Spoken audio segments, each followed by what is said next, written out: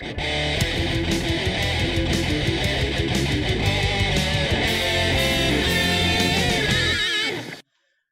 croeso, and welcome to the Fathers of Metal podcast with myself, Daddy Hugh of METALLIDADS, and I'm very, very happy today to have our next guest in the podcast, and it has been quite a while. So today, we don't have the normal type of guest which we have. I don't think we've had anyone in local politics before. We've had a random South African comedian, and the rest have all been pretty much musicians. So it's my pleasure to introduce today Councilor Tom Coles of Fratton Ward in Portsmouth and the Lord Mayor of the City of Portsmouth. Shwmae, Tom.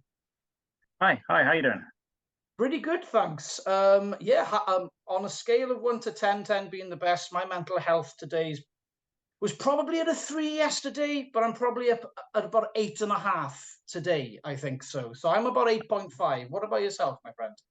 Oh, I've had like 2 hours sleep, so I'm probably 4 or 5, but I bounce between the highs and the lows a lot. So that sounds like myself. Are you a frequent 4 or 5 hour sleeper a day?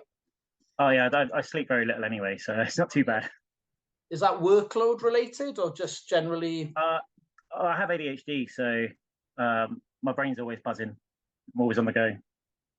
Interesting. So how is that something is only a recent diagnosis or something you've known you've had for quite a while? Well, I was diagnosed in 15 in year 11. Okay. But then when I got to 18, they said I wasn't a kid anymore, so they couldn't treat me. This is back in 2000. Okay. And then I had like 20 years untreated.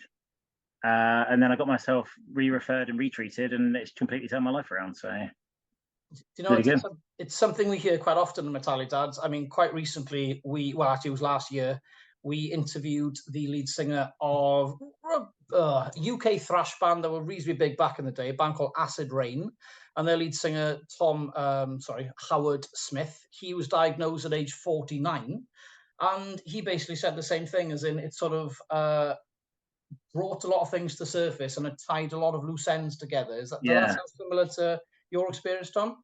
Yeah, definitely. Well, our middle daughter is autistic as well, so her going through her journey with CAMS has sort of helped me understand myself a bit better, and my wife to understand me. Bless her, she's put up with me for nearly 16 years, and it wasn't until we went through that she finally understood some of my foibles, if you will.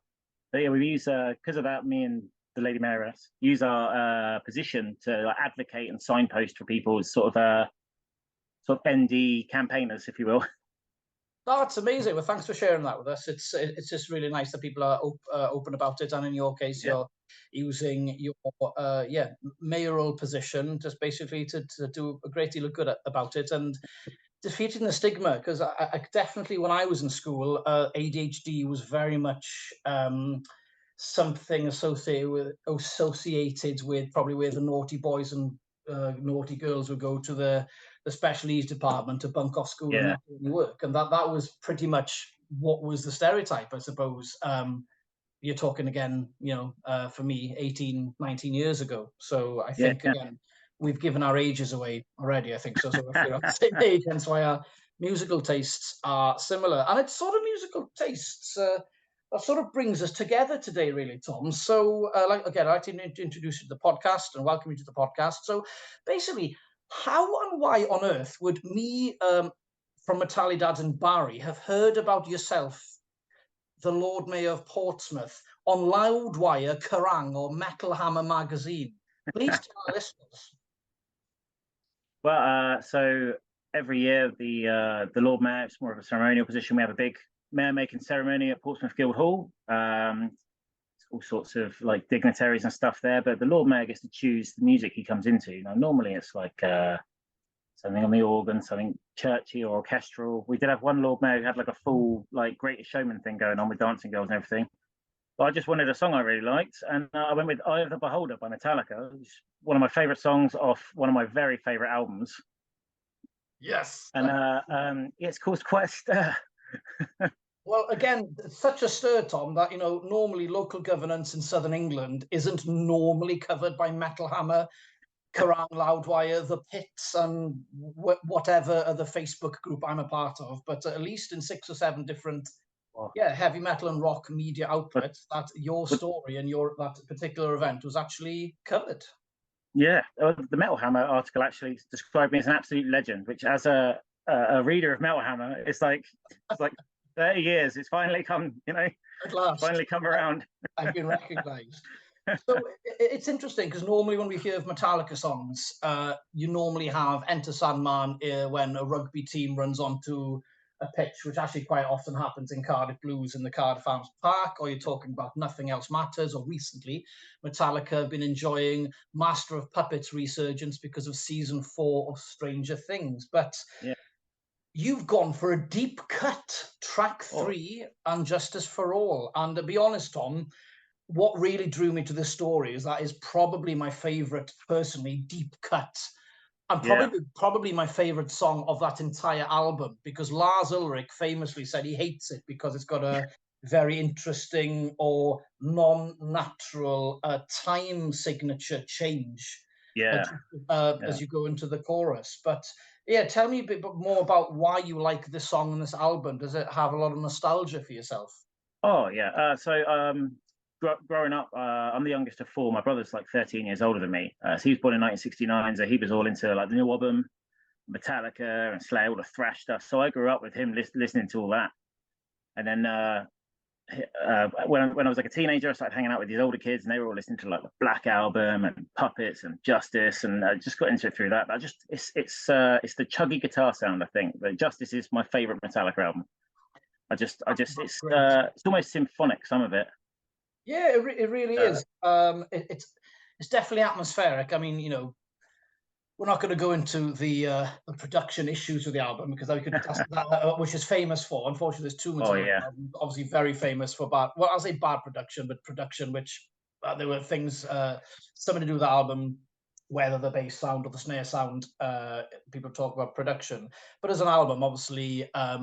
It's big, it's dark. And again, I think I even read a quote. You said one of the reasons you chose this song, you like it, but because of the chugginess and the rhythm of it, it's just, the pacing of it must be perfect to walk down a room for some type of inaugurational purposes, like you just said. Absolutely. And yeah, it's the with Eye of the Beholder as well, it's got that fade in. And it's like almost like a march. It's almost like a WWE like wrestler coming in. Yes, absolutely. But yeah, it was just I went through a few. I thought about Harvester of Sorrow, but I thought lyrically I don't really want like a song about a guy getting wasted and murdering his family to come in. So I thought I'd go for something about corruption and in the justice system and government. But a place for thinking, down there for dancing. I like it. That's something else that I really like about Justice. It's the lyrical themes and. I find that with a lot of metal I listen to, it's like political, or it's something to make you think about, Yeah, definitely. There's again, especially with thrash metal, it's always been, not always, but it's largely been away from like the gore of death metal, or sometimes the extreme ideology sometimes certain black metal bands have, but thrash metal, just like alternative metal, focuses on a lot of social issues, doesn't it? Yeah. So listen to a lot of Sepultura as well. Like obviously Chaos AD album's got a lot of I learned a lot about when I was very young about propaganda and like war and all sorts of issues, it's same with Rage Against the Machines, especially their first album. It's got a lot of really sort of unites with my political views, some of that. So. No, interesting. And again, talking about politics in rock and metal, I think Rage Against the Machine is I don't know if enjoying is the right word, but they've sort of been a heavily memed band recently. Not to make fun of them, but you had a lot of people who used to like Rage Against the Machine now who might have changed their political ideologies. And I'm now sort of accusing the band of sort of pandering to X, Y, and Z. And the response is, well, what do you think they were raging against? Has been of course, has been the mass response. The printer, the refrigerator. What do you think they were talking about? When did they get so political? Yes, exactly. When? Because it wasn't 1992, or was it? But yeah, I think thanks for that. It's just nice to hear again. You're another fan of the early Metallica, and there's plenty of Metallica fans in METALLIDADS. Whether it's the elite, only like the first 4 albums lot, or, you know, I like a bit of everything. I'm personally in the camp where I like all of it. So in regards to, you know, you said that someone before, and I love Disney, you know, you're a dad, you must to a certain extent love Disney as well.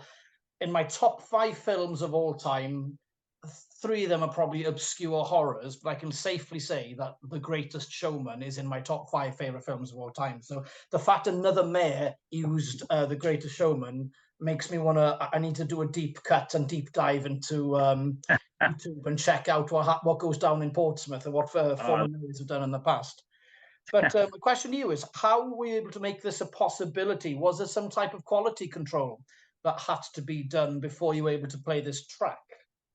Oh, I had to clear it with the Lord Mayor's office, so I sent it to them, and there was no like coming back to it or anything. They just said it was fine straight away. So they were like, "It's got a very long intro," and I thought, "Yeah, I know, it's off Justice. They've all got long intros."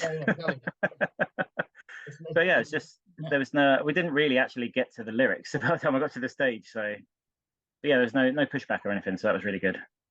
That's amazing. And again, you know, you've obviously said that you've been quoted as a legend by Metal Hammer, which is probably your greatest achievement in life, as well as having, you know, joy about having 3 children, but having Metal Hammer recognize you as a legend is obviously huge.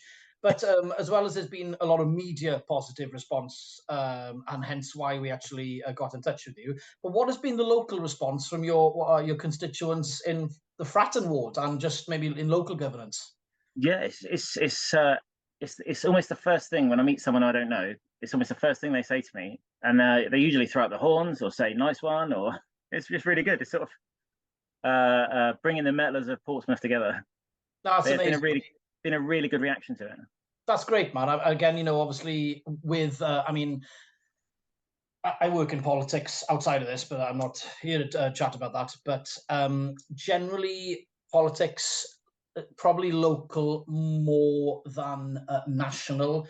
There's a very strong older population or older demographic that would maybe have the time to get involved with being a councillor. I know you obviously have a full-time, your other job on top, of course, but people probably assume that politics is an older person's thing. So it probably a shock for a lot of people that something like this was able to be done. Have you had any negative responses as well as positive responses? No, I haven't. Everyone's really liked it. It's something different, and it's got a lot of publicity for Portsmouth as well as for myself personally. So that's always a good thing.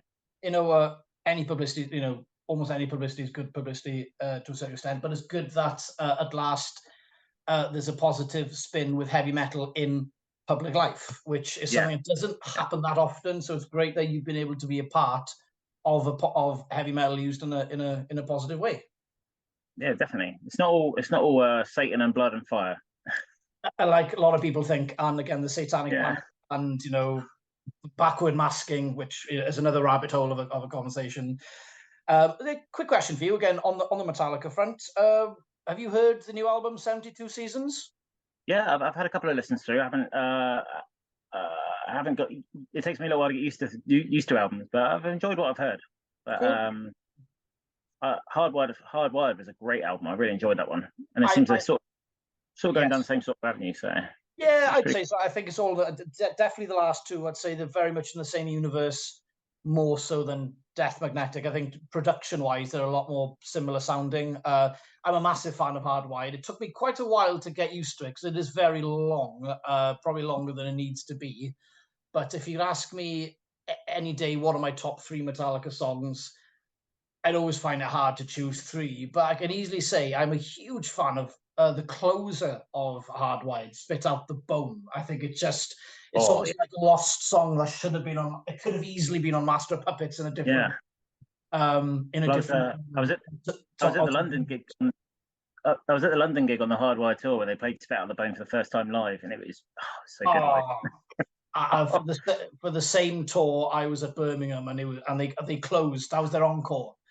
I think eventually Seek and Destroy. But hey, I'm glad you like. I think I think generally most of our sort of listeners who've listened to it generally think it's okay, depending which sort of Metallica type of fan you are. And I won't go repeat what I referred to one type of fan. And that's okay if you don't like it, that's fine. But we actually, as a group of dads, as a part of the Let There Be Talk festival we're currently running, made possible by Comic Relief, we were able to go to the premiere in Cineworld in Cardiff to watch it the night before it was released. And it was interesting because a lot of the music videos were graphic, visual clutter and noise, and thinking, if they would have just played a black screen, it would have been easier because we just listened to the music. But it was interesting to be a part of what was a global premiere, to be honest. And I don't remember it being done before. But yeah, I'm glad you like it as well. And again, I'm a huge fan of Hardwired as well. So you mentioned Sepultura, but what else do you like to listen to? What are the other faves you like? Oh, so for metal, yeah, Sepultura, Metallica, Slipknot's first couple of albums, System of a Down. Nice. Like, it's quite a Rage Against the Machine we've already mentioned. It's quite wide ranging, really. Black Sabbath. Yeah, got to see the original lineup of Sabbath in 2001. That was pretty cool. Oh, you did. Incredible. Wow, with Bill Ward on the drums as well. Oh yeah. Wow. Yeah. But yeah, pretty much anything guitar based. And then obviously with like grunge and hard rock as well. Sort of, well, hence the t-shirt. Yeah, so yes. Did you get a chance to go to shows at all? Yeah. When I can. So we don't really have that much of a scene in Portsmouth, unfortunately. But there's a few local bands that I know quite well that I try and get out and see. But I usually have to get up to London if I want to see like the bigger bands. But it's not too bad. Does Portsmouth have a reasonably well-known rock or metal venue for like a smaller underground scene? So we got the Wedgwood Rooms, which is probably get a few hundred, more 500, 600, 700 maybe. Cool. That's quite a good venue for some of the more underground acts. That's cool, man. I think for myself, as a dad of two girls, so you're obviously a dad of three girls, economically speaking, I've got to be careful what I spend my money on these days, which everyone else has to. So I, for one, this year have done something very different. I've started going to watch more of the underground stuff and less of the bigger stuff, because that's sort of what I did the first half of my life, and there's nothing wrong with that because you're still seeing all these great acts. But I've started going to see more the groundbreaking new stuff who no one's heard of through use of listening to Spotify rather than the bigger ones. And I'm very much having almost like a rebirth into metal personally because of a lot of listening I got to do for this particular podcast. So yeah, I'll have to make my way down to Portsmouth, that venue, because it's just something. Again, I haven't been to Portsmouth myself for many years. But again, you're a dad of three girls, of course, and as I mentioned, I got two myself. Were the girls key in you standing to become mayor? Were they part of that decision? Yeah, so I was first elected in 2018, and when I went to the mayor making ceremony for the mayor, I became Lord Mayor then. When I came home, my eldest daughter thought I was becoming the mayor, so I promised her if I got re-elected that I'd go for it, and that happened last year. Nice. So I spent last year as Deputy Lord Mayor, and then became Lord Mayor last month. Oh, that's fantastic. And again, on behalf of METALLIDADS, congratulations on your most recent appointment. And it is obviously, the name of your ward is Fratton. So I haven't, Googled this, but I'm guessing Fratton Park, the football venue, is that in your ward? It's just outside my ward. It's about 600 metres that way. Like my back garden faces it. I can really hear it on a match day. It's close. It's close. Well, I'm sure there's a lot of football fans within our group. So, they'll be obviously very, very familiar with Pompey and Portsmouth Football Club. So, as you know, Tom, we are focused on self-help, mental health, as well as fatherhood. So, slightly going away from the metal and the fatherhood now. Do you maybe have any examples or tales when maybe your mental health potentially hasn't been at its best? And feel free to elaborate. And what action did you take to maybe, or even if it's a singular event or on a regular basis, getting yourself to be the best version of yourself possible? Yeah, so I've mentioned ADHD already. So what sparked my getting treated again was I had a really, really low depressive episode. I was always up and down probably because of my ADHD. And I'd gone to see my GP about something completely unrelated, and I just sat down and basically just burst into tears. And I was very lucky, really. I got referred to Talk and Change as a mental health service down here, and I was lucky enough to get 6 weekly one-to-one sessions with this guy, and that really opened me up. This what's there? Sorry. I can see it. And I was quite closed before that. I'd keep it all bottled up. But through those sessions, we really opened me up, and it was a lot of like going through my childhood stuff, and realized that the ADHD was what needed sorting out. But since then, I've always been quite open about my mental health, and I've tried to advocate for helping other people, and as I say, signposting for possible neurodiversity as well. So yes, it was a turning point in my life. I'm just glad I was able to get through it. So it was okay. That's amazing. Yeah, that's thanks for sharing that with us, and it's just great to hear that. Yeah, that you just submit to this just to us. I mean, I'd like to know how many dads listening now will just sort of be nodding, where they've either broken down themselves and thinking, yeah, that sounds like me. And you know, it's absolutely common, and the more people talk about it, the better. Actually, as I was on the train coming home to chat to you now, I actually uploaded on our METALLIDADS page, courtesy of our member Stuart Hunt. He was in Download Festival a couple of weeks ago, checking out the band Disturbed with David Dryman on vocals, of course. And not sure if you're into Disturbed, but the lead singer basically broke down on stage and tearfully explained that he's sick of seeing so many of his friends die because of not being able to get control of depression, addiction. And he basically asked the crowd, how many of you have dealt with depression and addiction and have know somebody who has? And pretty much almost everyone put their hand up, and he said, look around, everybody, you are not alone. And it's actually managed to be captured on a camera phone, and it's incredibly moving. So that's really good. Yeah, man, absolutely. And again, it's just great, just like yourself and David, using the platform they have just to basically normalize it, because it just galvanizes us when we sort of link up with other people with the same lived experience. Isn't that right? It's really good to use that platform. But it's I mean, it was tough for me, like trying to get started on that, even with the GP and then with the therapist. But it's important that we sort of try to get over our ingrained laddiness and like blokeliness, which is almost a learned behavior, and just we all have issues, and you need to work on those sometimes, and it doesn't make you any less of a man, or it probably I'd say probably being able to open up and talk about it makes you more of a man, if you know what I mean. Thank you very much for sharing that with us, and it's just great that having the diagnosis of ADHD for yourself, again, you've managed to almost like find all these I don't know, moments of truth. I should explain. I'm sure lots of moments in your childhood which maybe confused before.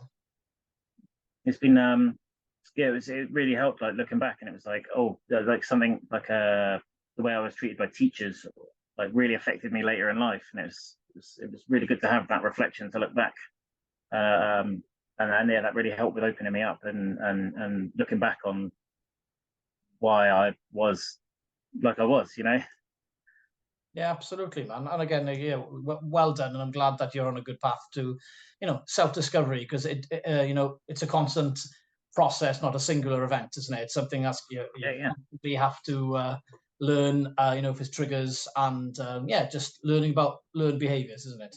Yeah, it's almost like I've only really just begun to discover myself, if you know what I mean. So, but it's good. It's been a roller coaster, but I'm in a really good place now.